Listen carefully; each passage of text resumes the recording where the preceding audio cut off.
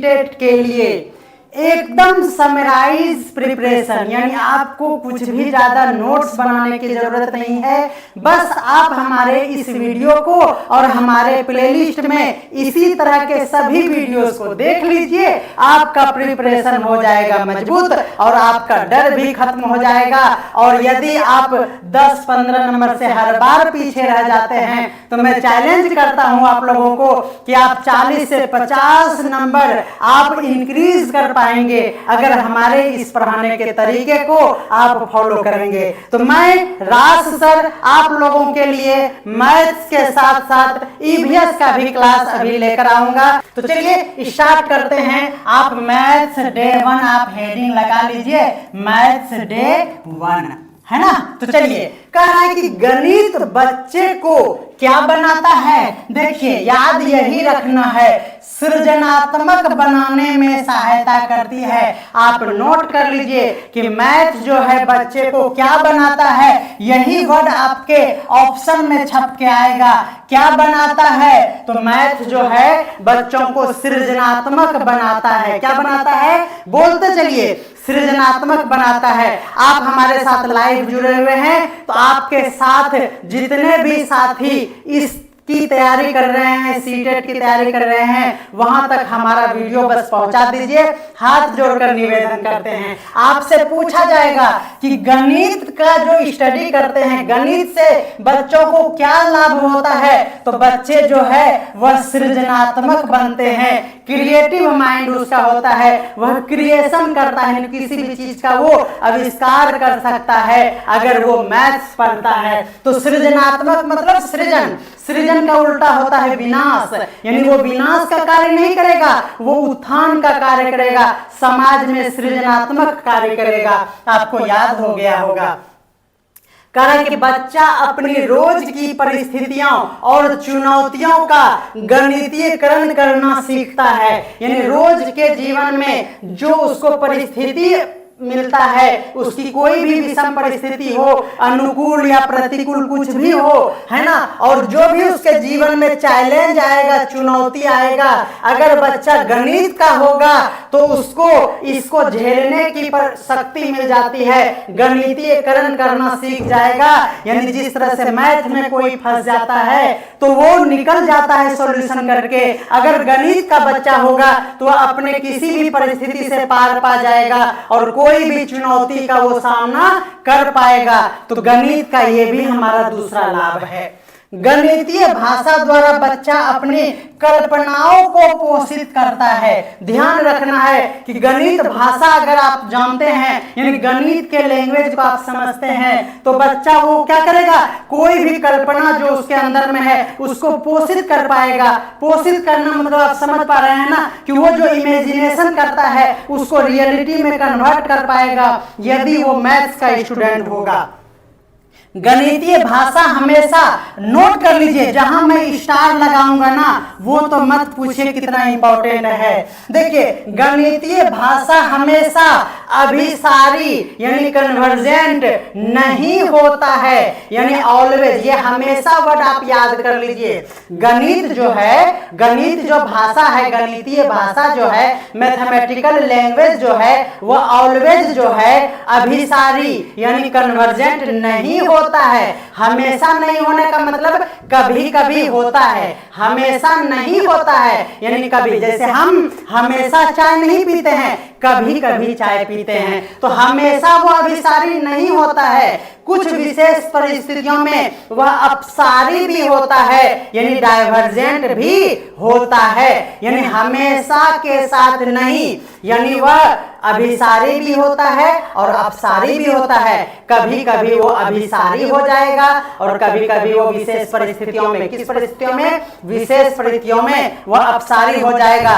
जहां पे मैं स्टार लगा दूं इसका मतलब समझिए कि वहां आग लग गया है, आप उस आग में जलिए नहीं, अपने आप को तपा लीजिए, आपका एग्जाम अच्छा हो जाएगा। देखिए, अब जल्दी से आप हमें कमेंट करिएगा, ये हमने पॉइंट बता दिया और अब आपको मैं क्वेश्चन दे रहा हूं। यही है हमारा मॉडर्न वे।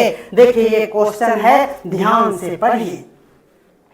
मैं आपसे फिर से रिक्वेस्ट करूंगा कि आपको ये सेशन इतना मजा आएगा कि इसका कोई वर्णन नहीं है। बस आप जल्दी से शेयर कर दीजिए, आप स्टेटस लगा दीजिए व्हाट्सएप में, आप अपने फेसबुक पर पोस्ट कर दीजिए इस लिंक को, और आप हमें सहयोग प्रदान कीजिए। मैं आपके लिए दिन रात एक कर दूंगा। ये हमारा जुलाई का टारगेट है। 1 जुलाई तक में मैं आपको पूरा प्रीवियस पेपर पिछले 7 से 10 साल का मैं कवर करवा दूंगा, और ये फिर जो बचे हुए टाइम होंगे 5 से 6 दिन, इसमें मैं आप लोगों का मॉक टेस्ट लूंगा, और यही हमारा है प्लान, जो बेहतरीन प्लान है। ओके, तो चलिए ये हमारा है आगे का रूपरेखा। अब यहाँ पे क्वेश्चन है हमारा, ध्यान से देखिए।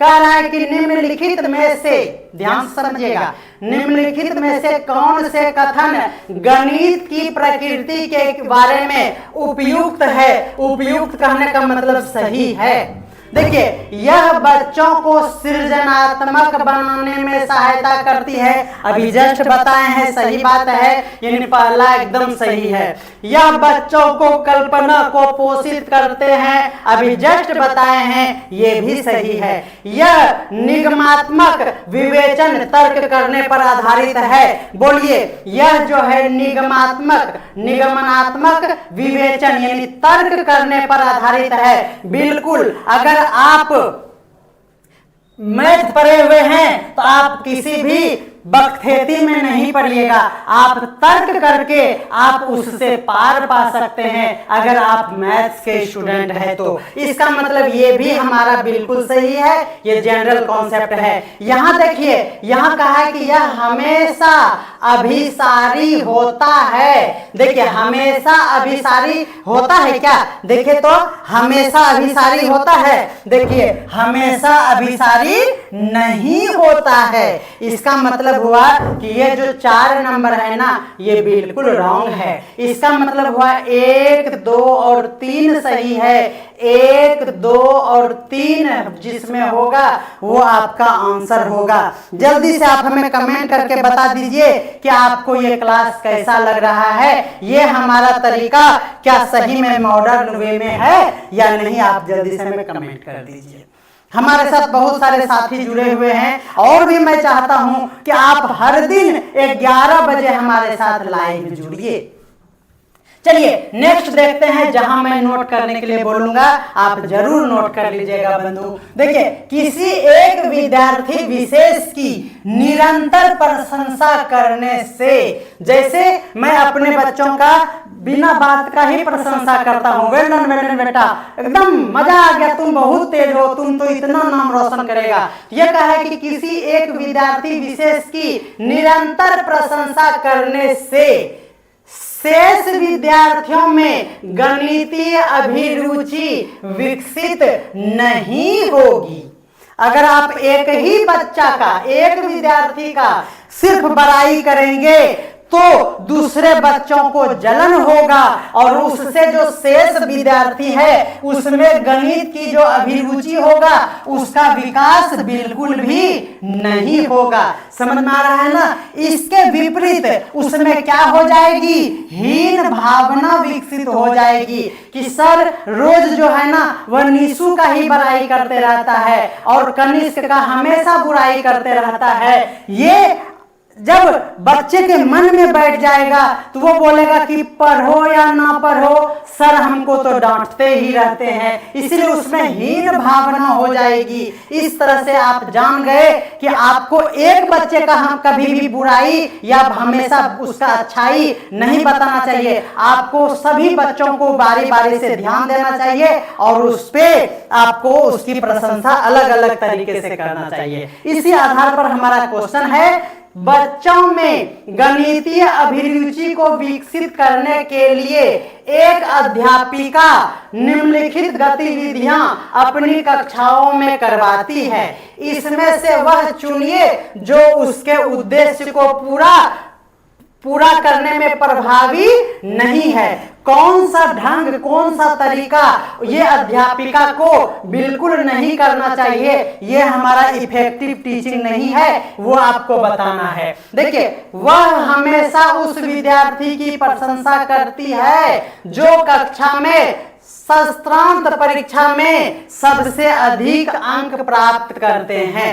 ध्यान दीजिएगा, यह कह रहा है कि वह हमेशा उस बच्चे का ही प्रशंसा सिर्फ करता है जो हमारे अंत वाले फाइनल एग्जाम में सबसे ज्यादा अंक प्राप्त करते हैं। बोले सबसे ज्यादा अंक अगर कोई ला लिया और सिर्फ उसी का, देखिए यहाँ कह रहा है कि हमेशा उसका ही सिर्फ प्रशंसा करता है जो अधिक अंक लाता है। अगर आप ऐसा करेंगे तो इसी कंडीशन में आपको लग रहा होगा कि यहाँ पे उसको हीन भावना हो जाएगा जो अदर स्टूडेंट है। वह बच्चों को भारतीय गणितज्ञों और उसकी योग्यता के वीडियो दिखाती है। बोले ये तो इरिलेवेंट लग रहा है। वह कक्षा में गणितीय पहेलियां और जादुई वर्ग हल करने के लिए देती है, यानी कि प्रभावी नहीं है जब कोई अच्छा वाला हमारा लॉजिक हो। उन्होंने अपनी कक्षा में एक गणितीय कोना बनाया जहां पे विद्यार्थी विभिन्न गणितीय गतिविधियां कर सकते हैं। तो देखिए यहाँ कहा है कि कौन प्रभावी नहीं है। देखिए, अगर आप गणितीय और योग्यता का वीडियो दिखाते हैं तो यह तो है, यहाँ पूछा है नहीं, इसका मतलब ये सही है, यह आपका आंसर नहीं होगा। यहाँ पूछा है कि कक्षा में गणितीय पहेली और जादू वर्ग को हल करना है, तो ये भी अच्छी बात है, ये भी आपका सही है। आपको क्वेश्चन पूछा है कि ये कौन सा प्रभावी नहीं है, यानी ये निगेटिव बात को चुनने बोला है। उन्होंने कक्षा में एक गणितीय कोना बनाया और जहां पर विद्यार्थी अपने अनेक गतिविधियां करते हैं, तो ये भी अच्छी बात है। तो नहीं वाला बात हुआ कि यह जो है ना प्रशंसा नहीं करना चाहिए। जो बच्चे अधिक अंक लाते हैं उसको समान भाव से देखना चाहिए, यानी इसका आंसर क्या हो जाएगा, 1 नंबर इसका आंसर हो जाएगा। बोलिए आपको समझ में आ रहा है या नहीं? ठीक है, अब अगले कॉन्सेप्ट पे हम लोग चलते हैं। कह रहा है कि विद्यार्थियों की त्रुटि को अनदेखा नहीं करना चाहिए। विद्यार्थी अगर कोई गलती कर रहा है, सवाल बनाने में कोई मिस्टेक कर रहा है, तो हम लोग थके हुए रहते हैं और कहते हैं कि लाओ छोड़ो, दिमाग कौन लगाता है इतना, है ना। तो ऐसा कभी भी नहीं करना चाहिए। अनदेखा हम लोगों को, टीचर को एकदम नहीं करना चाहिए, बल्कि विद्यार्थियों को उसके द्वारा की गई त्रुटि से उसे अवगत कराना चाहिए। उसको बताना चाहिए कि देखो बाबू सोना मेरा क्या है, आप इतना गलती कर रहे हैं, और उसको बताइए कि आप ये रिपीट कर रहे हैं बार बार, और इसका सॉल्यूशन समाधान बता के आपको उसकी जिज्ञासा को क्या करना चाहिए, सेटिस्फाइड करना चाहिए, संतुष्ट कर देना चाहिए। जिससे क्या होगा, उन त्रुटियों को समझकर वह उसमें क्या कर लेगा, सुधार कर लेगा। तो ये हमारा बेहतरीन टीचिंग है, इफेक्टिव टीचिंग का स्टाइल है। अब चलते हैं हम लोग क्वेश्चन की ओर। कह रहा है कि निम्नलिखित में से कौन सी जो है कथन जो है वो सही नहीं है, यानी आपका यहाँ जो सही नहीं लगेगा वही आपका आंसर होगा। इसको ध्यान में रखना है, नहीं वाला, यानी आपका जो गलत है ना उसका वही आपका आंसर होगा। विद्यार्थी की त्रुटियां उसके सोचने की प्रक्रिया यानी चिंतन के बारे में उसको जानकारी देती है। बिल्कुल, अगर कोई त्रुटि करता है और वह उसके प्रति सोचना शुरू करता है कि आखिर ये गलत क्यों हो गया, है ना, तो ये तो अच्छी बात है। यहाँ नहीं वाला यानी गलत ढूंढना है। कह रहा है कि गणित में त्रुटियां अधिगम का हिस्सा होता है। बिल्कुल, गणित में जो गलतियां करते हैं यही तो हमको सिखाता है। हम लोग 2+3 हम लोग 5 जोड़ लेते हैं आसानी से, लेकिन जब -2 -3 रहता है तो भी बच्चा 5 लिखता है या फिर वो -1 लिख देता है। तो ये गणित की त्रुटियां हैं, और वो गणित की त्रुटियों को जब हम लोग बताते हैं तब इसको समझने में दिक्कत नहीं होती है, और यह भी एक अधिगम का हिस्सा है। अधिगम कहने का मतलब सीखना, लर्निंग का हिस्सा है, यानी ये भी हमारा सही है। आपसे पूछा है नहीं वाला, तो ये भी सही, ये भी सही। कहा कि गणित में त्रुटियां शिक्षकों को उसके पाठ की योजना बनाने में मदद करती है। देखिए ये भी सही बात है कि अगर गणित में कोई त्रुटि होती है तो शिक्षक को ये सोचने में मदद मिलता है कि देखो अभी सबको अलजेब्रा में a+b का होल स्क्वायर का फॉर्मूला याद नहीं हो रहा है, इसका मतलब हम योजना बना लेंगे। क्या योजना बना लेंगे? पाठ का योजना बनाएंगे कि कल पहले जो पढ़ाएंगे क्लास में आने के साथ ही तो वो हम बीज गणित का बेसिक फॉर्मूला पढ़ाएंगे। क्या पढ़ाएंगे? फॉर्मूला। तो त्रुटि से ही पाठ योजना का निर्माण किया जा सकता है, यानी ये भी सही है। अब देखिए हमारा क्या है, देखिए विद्यार्थी की त्रुटियों को अनदेखा कर देना चाहिए। बताइए तो आप ध्यान से जब एग्जामिनेशन में क्वेश्चन पढ़ेंगे ना तो आपको लगेगा कि ये लुल्लू चुल्लू वाला बात यही हमारा सही नहीं है। विद्यार्थी की त्रुटि को अगर आप अनदेखा कर देंगे तो बस बर्बाद हो गया, क्योंकि त्रुटि की ओर इशारा उनको प्रेरणाहीन कर देता है। बिल्कुल गलत बात है। त्रुटि हुआ तो उसको हम लोग इंडिकेट करेंगे, उसको बताएंगे और बताने के बाद उसका क्या हो जाएगा? बेस अच्छा हो जाएगा, वो सुधार कर लेगा। अगले कॉन्सेप्ट की ओर बढ़ते हैं। कह रहा है कि मानक संदर्भित आकलन। क्या है? मानक संदर्भित आकलन, है ना, याद रखना है। मानक संदर्भित आकलन रटा मार लीजिए, मानक संदर्भित आकलन। दूसरा है नैदानिक परीक्षण। क्या है? नैदानिक परीक्षण। तीसरा है उपचारात्मक शिक्षण में उपयोगी है। देखिए मानक संदर्भित आकलन जो है ना, एक बात है, यह किसमें उपयोगी है? तो नैदानिक परीक्षण में और उपचारात्मक शिक्षण में ये बहुत बड़ा रोल प्ले करता है, याद रख लीजिए। यह जो आकलन का विधि है, ये वाला मानक संदर्भित आकलन, यह आकलन विद्यार्थियों द्वारा प्राप्त अंकों के आधार पर हमें यह बताता है कि एक विद्यार्थी अपने प्रदर्शन में अन्य विद्यार्थी से वह कहां पे है, ये तुलना करने में मानक संदर्भित आकलन उसे मदद करती है। ये बातें आपको याद रखना है। जब ऐसा हो जाता है तब आपको मैंने क्वेश्चन ये पूछा, पहले तो क्वेश्चन पे यही ध्यान दे देना चाहिए आप लोगों को कि यहाँ पे फिर से नहीं पूछा है, और आपको ये याद रखना है कि नहीं वाला क्वेश्चन ही जल्दीबाजी में हम लोग गलत करके आ जाते हैं। तो चलिए देखिए यहाँ लिखा हुआ है कि मानक संदर्भित आकलन जो है वह नैदानिक परीक्षण। आकलन के बारे में कौन सा कथन सत्य नहीं है? देखिए ये मानक संदर्भित आकलन जो है नैदानिक परीक्षण और उपचारात्मक शिक्षण में उपयोगी है। ठीक है, मानक संदर्भित आकलन विद्यार्थी की अधिगम की निपुणता का मूल्यांकन करता है। मानक संदर्भित आकलन जो है वह नैदानिक परीक्षण और उपचारात्मक शिक्षण में उपयोगी है। देखिए लग रहा है कि दो ऑप्शन रिपीट हो गया है, ध्यान दीजिएगा। देखिए यहाँ भी मानक संदर्भित, यहाँ भी मानक संदर्भित है। आकलन, आकलन नैदानिक परीक्षण है ना, उपचारात्मक में उपयोगी है। ये दो ऑप्शन, सॉरी फॉर दैट कि यहाँ टाइपिंग मिस्टेक हो गया है। मानक संदर्भित आकलन हमें बताता है कि एक विद्यार्थी अपने प्रदर्शन में वह कितना पीछे रह गया है, वह कहाँ खड़ा है। तो यहाँ कह रहा है कि कौन सा सही नहीं है इस क्वेश्चन में। देखिए ये भी सही है, ये भी सही है और ये भी सही है। अब यहाँ ऑप्शन ही यहाँ पे मिस्टेक हो गया है, तो इसीलिए इसको स्टार लगा लीजिए कि यह तीनों बातें तो सही हुई है, आपको नहीं पूछा है तो इस जगह कुछ और छपा हुआ होगा। इसके लिए मैं सॉरी चाहूंगा कि ये हमारा यहाँ पे कुछ अलग टाइपिंग किया हुआ होगा और वही आपका आंसर रहा होगा। तो आप इसका पीडीएफ जो आपको मिलेगा वो बिल्कुल फ्री ऑफ कॉस्ट आपको टेलीग्राम चैनल पे पीडीएफ मिल जाएगा। आप वहां जाके इसको जरूर देख लीजिएगा, आपको ये समझ में आ जाएगा। ठीक है, नेक्स्ट देखते हैं। अब ध्यान से समझिएगा।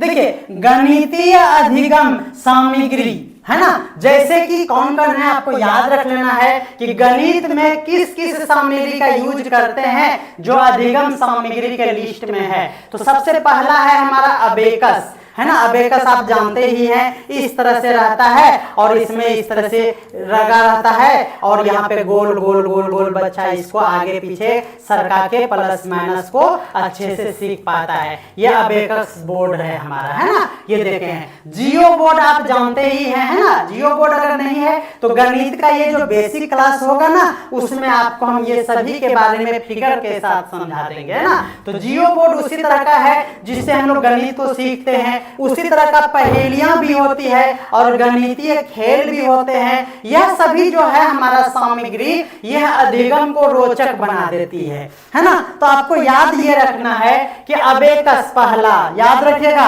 अबेकस का यूज कहां होता है? ईवीएस में? बिल्कुल नहीं, ईवीएस में नहीं, गणित में होता है। यही बातें तो एग्जामिनेशन में हम लोग इसको हल्के में ले लेते हैं और हमारा वाट लग जाता है एग्जामिनेशन में और हम लोग गलती करके आ जाते हैं। देखिए अबेकस का यूज गणित में, जियो बोर्ड का संबंध गणित से, पहेली और गणितीय खेल तो जानते ही हैं गणित से होगा। तो ये बातें गणित से संबंधित है। विद्यार्थियों को स्वतः अधिगम में यह क्या करती है? सहायता प्रदान करती है। और भी क्या करते हैं? कक्षा में अधिगम का वातावरण का निर्माण करने में भी वो सहायता पहुंचाता है। अब यहाँ पे देखिए आपको ऑप्शन क्या क्या मिलता है। कह रहा है कि गणितीय अधिगम की सामग्री की अगर बात किया जाए तो सूत्र के प्रदर्शन में शिक्षकों की सहायता प्रदान करती है, ठीक है। स्वतः अधिगम में यह विद्यार्थियों की सहायता करती है, निर्देश देने में शिक्षकों की सहायता करती है, कक्षा में अधिगम का वातावरण का निर्माण करने में यह सहायता प्रदान करती है। अच्छा आप बताइए, सूत्र की चर्चा है यहाँ पे?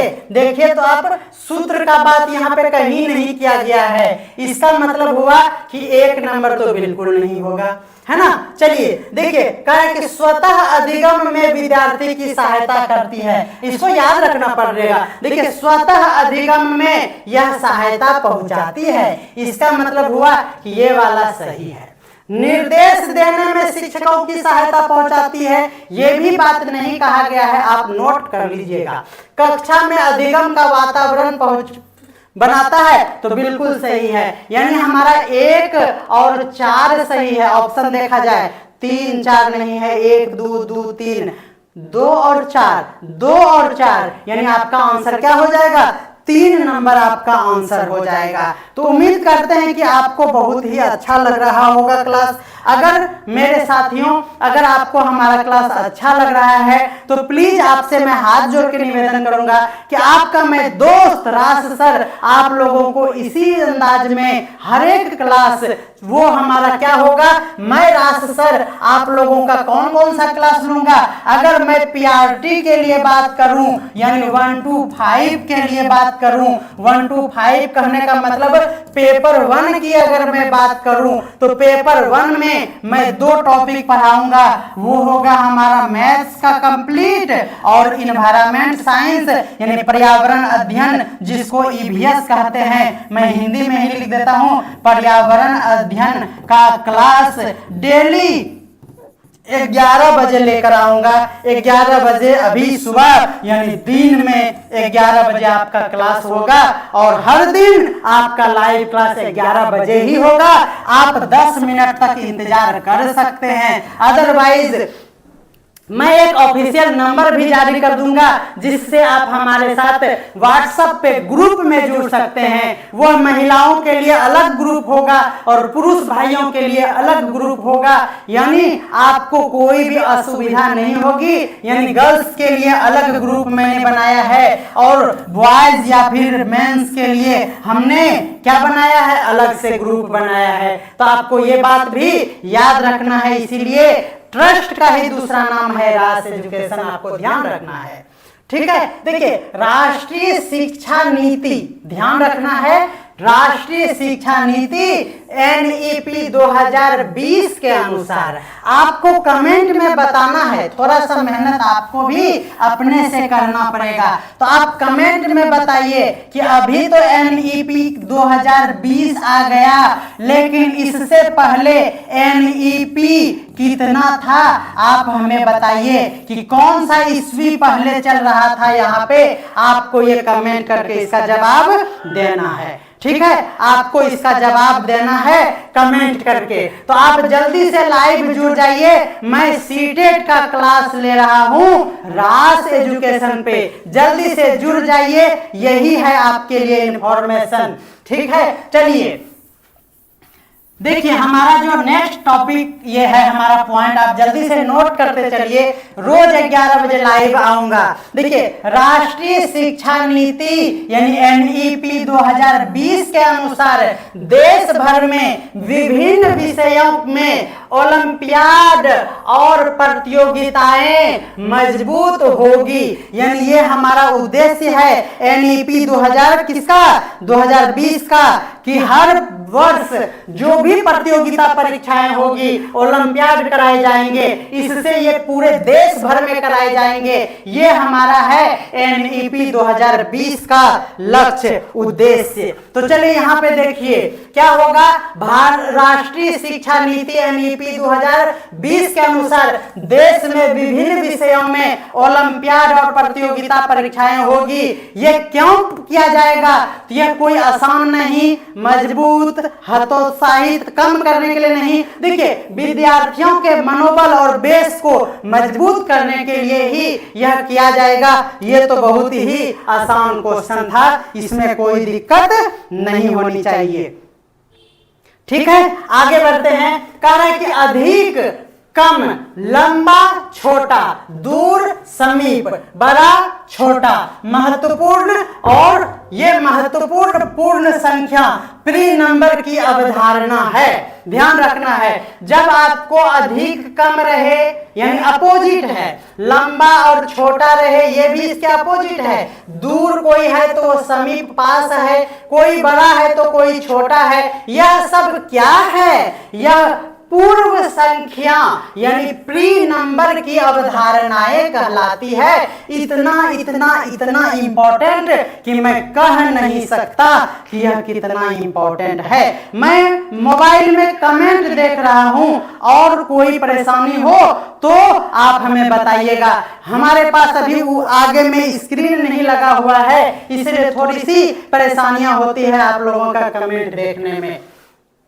तो ध्यान रखना है, अधिक, कम, लंबा, छोटा यानी अपोजिट में जो भी बातें करेंगे, जो गणित से संबंधित होगा, वह किस कॉन्सेप्ट को यानी किस अवधारणा को संदर्भित करता है? तो यह है हमारा पूर्ण संख्या, जिसको इंग्लिश में प्री नंबर कहते हैं और उसकी अवधारणा कहलाती है। ओके, ये अवधारणाएं जो हैं बच्चों को व्यक्तियों या वस्तुओं के बीच में क्या करता है? आधारभूत तुलना करने में मदद करता है। सही बात है, हम अधिक नंबर लाए हैं, आप कम नंबर लाए हैं, ये क्या हुआ? तो बच्चों को तुलना करने में क्या करता है? मदद पहुंचाता है। देखिए यहाँ अब आपको क्वेश्चन पूछ रहा है कि अधिक, कम, लंबा, छोटा, दूर, समीप, बड़ा, छोटा आदि क्या है अवधारणा में? तो यह तुलना करने के लिए वो अस्पष्ट शब्द नहीं, यह तो स्पष्ट शब्द होना चाहिए। देखिए जल्दीबाजी में किस तरह गलती करेंगे, तुलना पढ़ लिए थे लेकिन यहाँ स्पष्ट होता तो सही होता,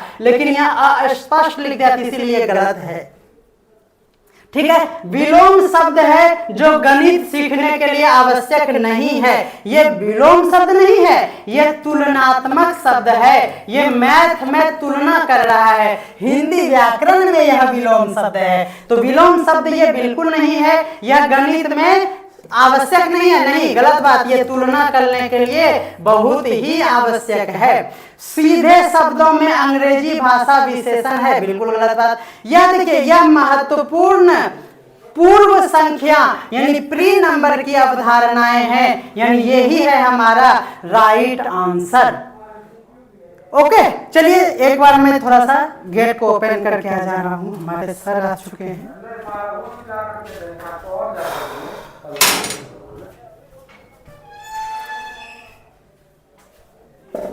चलिए नेक्स्ट क्वेश्चन देखते हैं क्या है। कॉन्सेप्ट देखिए क्या है हमारा, ठीक है। चलिए राष्ट्रीय पाठ्यक्रम रूपरेखा जो है हमारा 2005 के अनुसार, हाँ देखिए ये है हमारा नेशनल करिकुलम फ्रेमवर्क, है ना। राष्ट्रीय पाठ्यक्रम रूपरेखा यानी 2005 के अनुसार लड़कियों को गणित में विशेषज्ञता के लिए के योग्य न मानकर उनका व्यवस्थित अवमूल्यन किया गया है। यानी अगर आप कहते हैं कि लड़कियां जो है वह गणित में विशेषज्ञता के लिए योग्य नहीं है, अगर ऐसा कहा जाता है तो आप क्या कर रहे हैं, उसके मनोबल को गिरा रहे हैं। इसका मुख्य कारण समाज में प्रचलित लिंग संबंधी जो धारणाएं मन में बैठ गया है ना। हम लोग भी मजाक में कह लेते हैं कि लड़की को मैथ्स हार्ड लगता है, जबकि यह बिल्कुल गलत बात है। और यही है हमारे समाज में यह प्रचलित है लिंग संबंधित धारणाएं, है ना। इन धारणाओं के अनुसार लड़के समस्या समाधान में ज्यादा नवीन कार्यविधियां उपयोग करते हैं, इसलिए उन्हें बेहतर अवधारणात्मक समझ हो जाता है। ये बातें क्या है, यह जो है मनोबल को गिराने वाला बातें हो जाता है कि हम लोग लड़के का जो है उसको बोलते हैं कि तुम ज्यादा तेज हो, तुम जल्दी मैथ बना सकते हो। और लड़कियों को हम लोग कहते हैं लड़की, ऐसे भी हम लोग थोड़ा सा देखते भी हैं कि समाज में लड़की मैथ से डरती है, बायोलॉजी ले लेती है। लेकिन ये अवधारणा बना लेना, ये हमारे समाज का सोच हो जाना, ये बिल्कुल भी गलत बातें हैं, ये आपको ध्यान में रखना है। तो चलिए क्वेश्चन इस तरह से है आपको कि राष्ट्रीय पाठ्यक्रम रूपरेखा 2005 के अनुसार कक्षाओं में के ऊपर किए गए शोध बताता है कि लड़कियों को गणित की विशेषज्ञता में योग्य न मानकर उसका काफी व्यवस्थित अवमूल्यन होता है, जबकि वे गणित में अच्छा प्रदर्शन करती भी है। इसका सबसे उपयुक्त कारण कौन सा है, तो यही देखिए यहाँ पे ऑप्शन जब आप देखेंगे तो आपको दिख रहा है कि समाज में लिंग संबंधी जो अवधारणाएं हो गई है इस मान्यता की ओर ले जाती है कि लड़के जो है वो समस्या समाधान करने में ज्यादा कुशल होते हैं, और यही ऑप्शन जो है इसको सेटिस्फाइड करता है। यानी 3 नंबर आपका ये आंसर हो गया। नेक्स्ट देखिए, अब है फिर से हमारा कॉन्सेप्ट कि गणित में, है ना, अगर आप प्राथमिक अवधारणाओं की मूर्त प्रकृति, है ना, मूर्त प्रकृति को एब्स्ट्रैक्ट नेचर कहते हैं, इसके भय को बढ़ाती है। गणित में अगर आप प्राथमिक अवधारणाओं की मूर्त प्रकृति रखते हैं तो यह गणित के डर को और क्या करती है, बढ़ा देती है। यानी हम लोग पहले ही अवधारणा मन में बैठा लिए हैं, हाँ मैया गणित होगा तो बहुत टफ होगा, जबकि ऐसा कुछ भी नहीं है। और अगर ऐसा अवधारणा है, यह मूर्त वर्ड याद रखना है। मूर्त मतलब हो गया अब्स्ट्रैक्ट, है ना, प्रकृति का मतलब हो गया नेचर। अगर मूर्त याद नहीं रखे तो आप इंग्लिश में याद रखें, इंग्लिश में आपको जल्दी से याद रह जाएगा, क्योंकि मूर्त अमूर्त ये सब बातें थोड़ा सा मुश्किल कर देता है आपके हिंदी को, है ना, और समझने की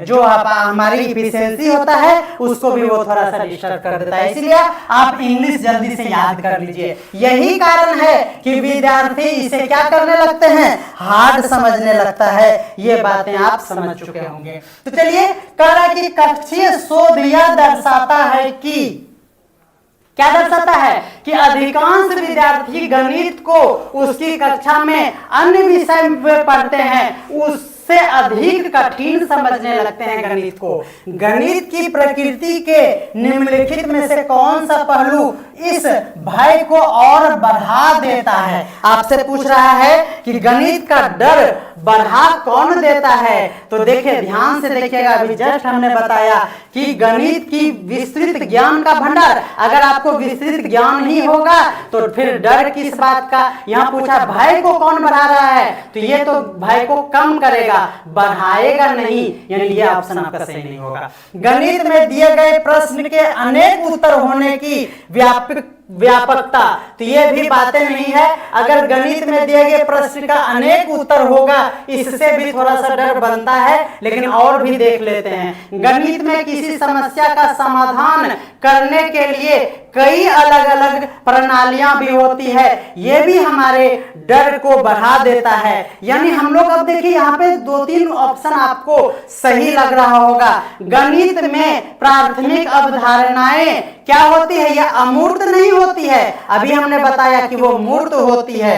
क्या होती है? देखिए यहाँ पे मूर्त है, अमूर्त नहीं है। आपको ये कंफ्यूजन नहीं रहना चाहिए। इसका मतलब हमारा ये वाला ऑप्शन देखिए सबसे सटीक लग रहा है कि गणित में यदि किसी समस्या का समाधान करने के लिए अलग अलग तरह के अगर प्रणाली होगा, तो यही तो सबसे बड़ा मुश्किल खड़ा कर देता है। आपको ये याद रखना है, ठीक है। नेक्स्ट देखिएगा, कह रहा है कि भास्कर वन, ध्यान रखना है ये नाम, भास्कर वन ने गणितीय खगोल विज्ञान के क्षेत्र में योगदान दिया था। आपको नाम याद रखना है कि भास्कर वन का संबंध गणितीय भाषा से है, गणित के क्षेत्र से संबंधित है। इनके द्वारा रचित महाभास्करीय पुस्तक, ये महाभास्करीय पुस्तक किसने लिखा है? तो भास्कर वन ने।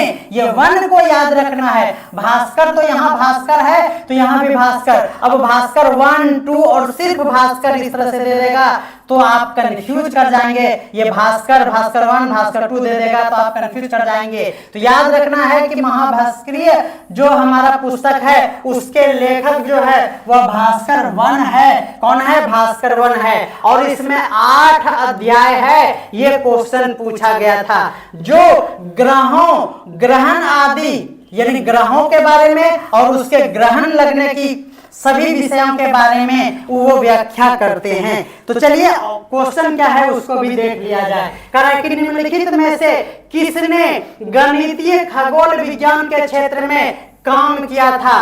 गणितीय खगोल विज्ञान से संबंधित है भास्कर वन, ठीक है। तो चलिए नेक्स्ट क्वेश्चन देखते हैं। कह रहा है कि ध्यान से समझिएगा इस क्वेश्चन को, ये अब मैथ जैसा क्वेश्चन लगेगा आप लोगों को। एक सब्जी, ध्यान दीजिएगा, एक सब्जी बेचने वाला पालक बेच रहा है और वह 60 रुपया प्रति किलो की दर से बेच रहा है। ध्यान दीजिएगा कि 60 रुपया में 1 केजी मिल रहा है, यानी पैसा कितना लग रहा है? 60 रुपया, उसको 1 केजी मिल रहा है। पालक, सोनू ने 350 ग्राम पालक ले लिया। तो देखिए 350 ग्राम लिया तो ये जो दुकानदार है, बेचने वाला है, उसको कैलकुलेशन करने में परेशानी हो जाएगा। 250 ग्राम लेता तो इसको 15 से भाग दे देते और 15 रुपया हो जाता हमारा। लेकिन ये तो हुआ नहीं, 350 ग्राम लेके इसको फंसा दिया। अब जिसके लिए सब्जी बेचने वाले ने हिसाब किस तरह से किया? उन्होंने 6 लिखा, फिर 6 रुपया जोड़ा, फिर 6 रुपया जोड़ा और बाद में वो 3 रुपया जोड़ता है। तो बताइए कि सब्जी बेचने वाले द्वारा प्रयोग में लाए जाने वाले गणितीय कौशल के संबंध में कौन सी कथन सत्य है, ये बताना है। ये क्या किया पता है? देखिए यह 60 रुपया था तो 100 ग्राम का 6 रुपया निकाला। 100 ग्राम का देखिए 60 रुपया प्रति केजी है, तो आप इसने क्या निकाला कि 100 ग्राम का 6 रुपया हुआ। तो 6 3 बार दिया तो 300 ग्राम हो गया और 6 का आधा 3, यानी ये आधा कर लिया। इसका मतलब हुआ कि वह गणितीय कौशल उसका अस्पष्ट है। वो अस्पष्ट नहीं, क्या है उसका? अस्पष्ट है। इसलिए आंसर ने वह सत्य पूछा है। इसका तो ये इतना अच्छा कैलकुलेशन कर लेता है कि इसका तो गणित अच्छा है ना, वो अस्पष्ट कहाँ हुआ, है ना। यह कौशल कक्षा में गणितीय प्रश्नों को हल करने के लिए लाभदायक है। यहाँ लिख दिया लाभदायक नहीं है, और हम लोग ऑप्शन इसी तरह से जल्दीबाजी में गलत पढ़ लेते हैं और हमारा क्वेश्चन गलत हो जाता है और आके पछताते हैं सिर्फ, है ना। क्योंकि एक एक नंबर बहुत ही कीमती होता है हमारे सीटेट के वर्तमान लेवल को देखा जाए तो, ठीक है। तो यहाँ नहीं लगा हुआ है, इसको भी ध्यान में रखना है।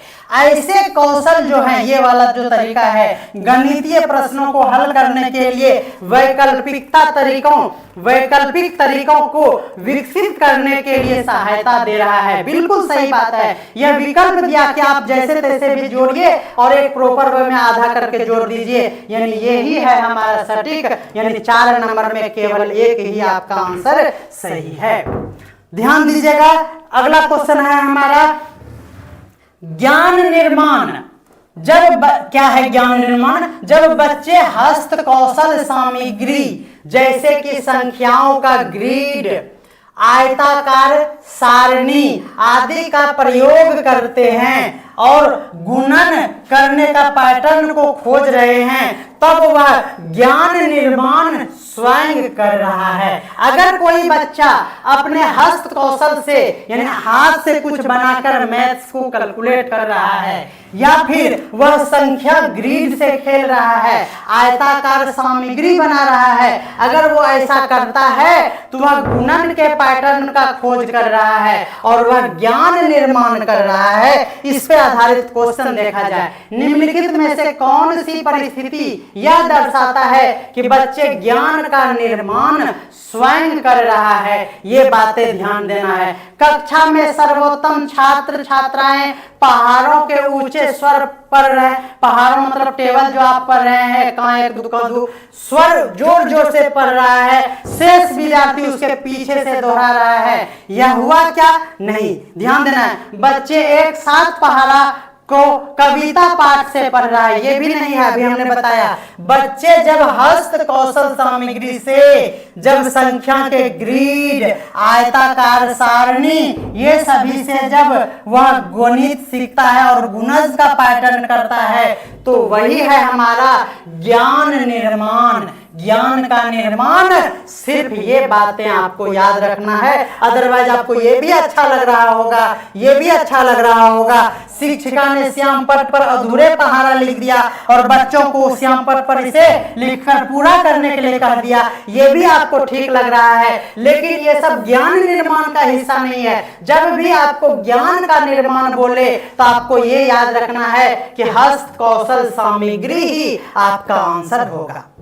ठीक है, तो चलिए, आपका टाइम हो रहा है समाप्त और अभी कुछ स्लाइड और भी आप लोगों के लिए बचा हुआ है, जो अभी कर पाना बिल्कुल भी संभव नहीं है, क्योंकि इसके बाद आपका जो है बाल विकास यानी CDP का बहुत ही बेहतरीन और एक्सपीरियंस टीचर राठौर सर के द्वारा, अभी आप कहीं नहीं जाइएगा, आप याद रखिए, राठौर सर का CDP का टाइम है 12 बजे। 12 बजे दोपहर में आप राठौर सर से पढ़ें और 11 बजे 1 घंटा पहले आप रास सर से पढ़ें। क्या रास सर से पढ़ेंगे? तो आप मैथ्स और EVS का क्लास कर पाएंगे, है ना, और राठौर सर से आप क्लास करेंगे, CDP का क्लास कर पाएंगे, आप इंग्लिश लैंग्वेज का क्लास कर पाएंगे और हिंदी का क्लास कर पाएंगे।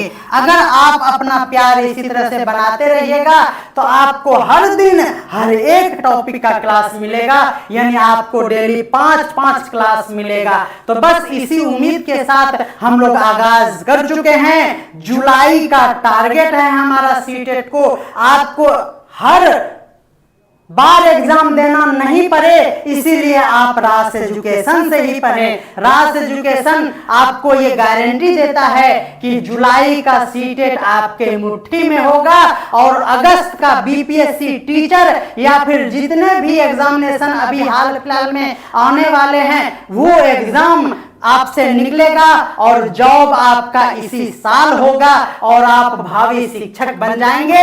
आप बेहतरीन शिक्षक बन पाएंगे क्योंकि आपका कॉन्सेप्ट बेहतरीन हो जाएगा जब आप रास एंड राठौर सर से पढ़ेंगे। तो रास एजुकेशन चैनल को सब्सक्राइब कर लीजिए और आप अगर कोई डिमांड करना चाहते हैं, कोई सुझाव देना चाहते हैं, तो 1-2 दिन में मैं ऑफिशियल नंबर भी जारी कर दूंगा, जिसमें आप व्हाट्सएप पे जुड़ सकते हैं। कोई भी समस्या या समाधान आप हमसे ले सकते हैं। इसी उत्साह और उमंग के साथ आज का क्लास करते हैं खत्म और कल 11 बजे रास सर यानी मेरा क्लास जरूर करें और अभी कहीं जाइएगा नहीं, क्योंकि 12 बज गया है और अब टाइम हो चुका है CDP का। तो जल्द ही मिलते हैं इसी चैनल पर, इसी जगह। अभी रुकिएगा, मिलते हैं, सभी से बाय बाय।